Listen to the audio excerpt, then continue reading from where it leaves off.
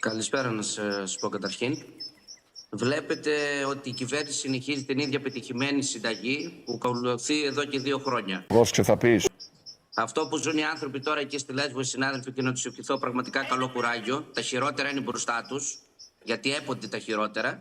Ναι. Εντάξει, λέγανε τα ίδια και ζήσαμε τα ίδια εμείς και ζούμε εδώ και 6 μήνες. Αν αυτοί οι άνθρωποι έχουν να πληρωθούν εδώ και 1 μήνα, εμείς πιάσαμε το εξάμηνο και πάμε για τους 7 μήνες. Δεν το γνώριζα. Χωρίς δουλειά, χωρίς εισόδημα, χωρίς τίποτα. Κύριε Οικονόμου, σας έγινε συνήθεια, μάλλον και απευθύνομαι σε εσάς γιατί είστε της κυβέρνησης και σας παρακολουθώ. Κλείνετε σπίτια, πετάτε στον δρόμο οικογένειες, αυτοκτονεί κόσμος. Μέχρι τώρα, να πάμε και λίγο στο παρελθόν, από το 2017 με την οζόνη δερματοπάθεια έχουν χαθεί πάνω από 30 συνάδελφοι κτηνοτρόφοι.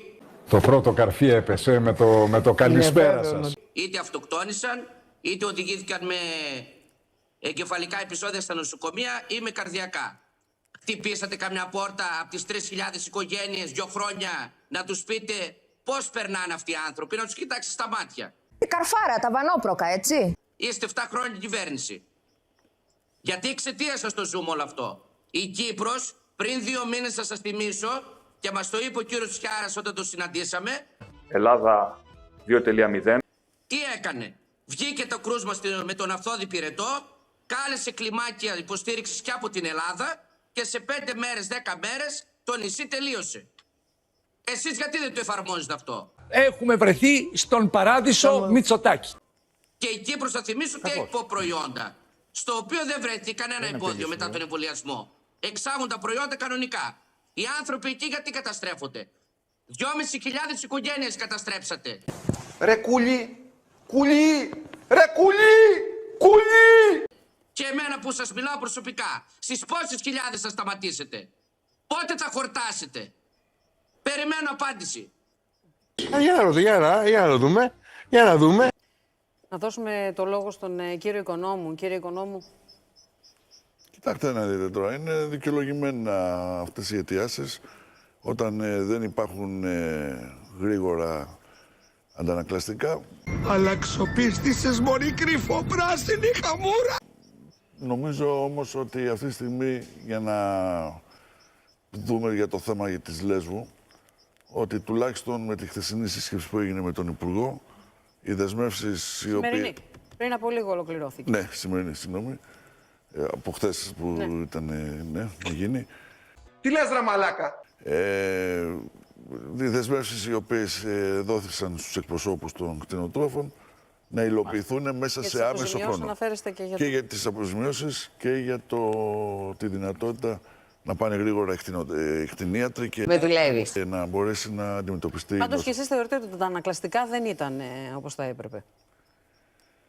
Νομίζω τώρα ότι εδώ το πολύπαθο Υπουργείο Αγροτικής Ανάπτυξης πέσανε πολλά πάνω του.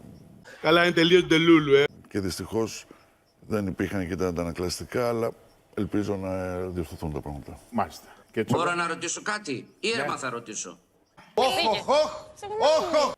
Με όλη αυτή την καθυστέρηση θα την πληρώσει κάποιος? Θα οδηγηθεί σε κάποιο δικαστήριο? Θα μπει φυλακή? Γιατί αυτή τη στιγμή παρανομείται. Τα θέλω κόλο σου. Έτσι, και ενώ γενικά το ΙΠΑΤ, όταν δεν εφαρμόζει την Ευρωπαϊκή Οδηγία και γενικά όλα τα πρωτόκολλα που ορίζουν τη διαχείριση της συγκεκριμένης ζωονόσου, έτσι, με καθυστερήσεις, το να το πούμε εμείς και μεταξύ μας, κύριε Οικονόμου, δεν βγάζει κανένα νόημα. Θα οδηγηθούν, θα επιληφθεί η δικαιοσύνη, κάποιος εισαγγελέας για όλο αυτό που βιώνουμε? Απλά πράγματα ρωτάμε. Αυτό σας ρωτάω. Μπορείτε να μου δώσετε μια απάντηση σε αυτό? Γιατί εμείς, καλά έκαναν οι άνθρωποι σύσκεψη με τον νέο Υπουργό σήμερα. Έχουμε βρεθεί με τον κύριο Τσιάρα 2-3 φορές. Έχουμε στείλει 100 υπομνήματα. Δεν έχουν πραγματικά τσίπα πάνω τους. 80 υπομνήματα.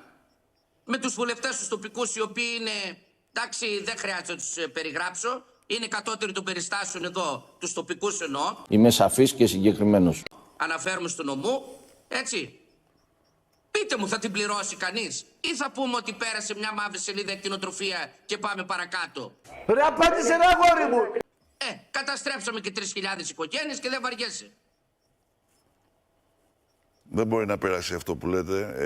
Συμφωνώ ότι αυτό δεν μπορεί να γίνει αποδεκτό. Παίζετε και λιγάκι. Θέλω να ελπίζω ότι η νέα ηγεσία του Υπουργείου θα δείξει τα αντανακλαστικά που απαιτούνται. Εκτός αν είσαι νεοδημοκράτης που τα βλέπεις όλα καλά.